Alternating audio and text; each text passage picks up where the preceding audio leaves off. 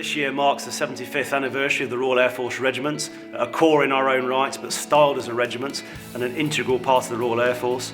It largely sprang from when the Germans mounted an airborne parachute invasion of Crete in 1941. Prior to that, the ground defence of our airfields had largely been an army responsibility. We train to deliver force protection around the globe as directed, as and when the time needs. It's very important for the defenders of the airfield to know how the airfield works. It was decided to create a specialist force specifically to defend the RAF's own airfields. I've served in many locations: Afghanistan, Iraq and Bosnia, Yemen, Pakistan, and over that time it's certainly changed. Our role always remains the same. We defend air power for the Royal Air Force, but we've gone from air defence with our Rapier systems to light armour, and now we're more of a light fighting force. I was posted to one squadron, which was then a light anti-aircraft squadron, and we were involved in an undeclared war with Indonesia. The guns were all deployed, and we shared the job with an Australian Army battery. And confrontation, I think, ended towards the end of 1966.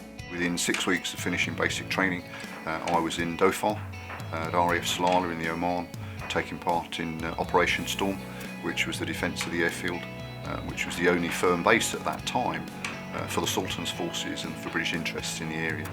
When I was in Londonderry in Northern Ireland, returning from the late night patrol, we had to clear a pub that was reportedly had a bomb in. We went inside and managed to find the bomb, and as we were clearing the houses next to it, the bomb exploded. I just recall a blinding flash of light and floating through the air, which I now know was me being thrown for about 15 metres. I served in a number of operational areas, from Ulster through the Falkland Islands, First Gulf War, and then into Bosnia.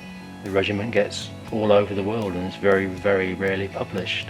My most intense tour, without a doubt, was as an unarmed military observer in Sarajevo in 1992.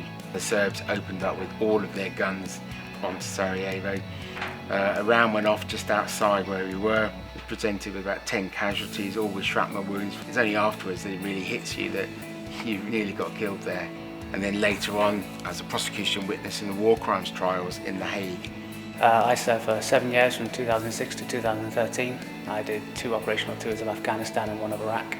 In both Iraq and Afghanistan, then the regiment were in the front line because most of the threat to the RAF came on the bases rather than in the air. We're there to protect all of their air assets and allow the Air Force to deploy air power, but in doing that we are the dismounted close combat troops where at times we have to go and close and destroy the enemy.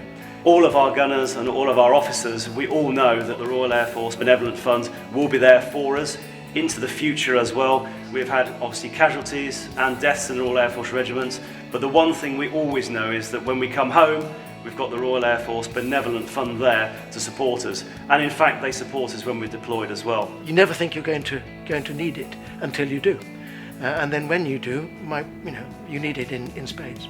The RAF Regiment is a family, and the RAF Benevolent Fund is a significant extension to that family. For me, it is extremely important. You can sit down and chat to them, and it's like chatting to somebody you've known for your entire life. If you ever say to anybody, I'm a rock ape, you're already a brother in arms. It's a family, it's a band of brothers. It's the comradeship that's there within the regiment is immense. It's like having a second family that you don't have to pick and choose, they're just there for you anyway. No, I can't use a better word, it's a brotherhood. Parachment!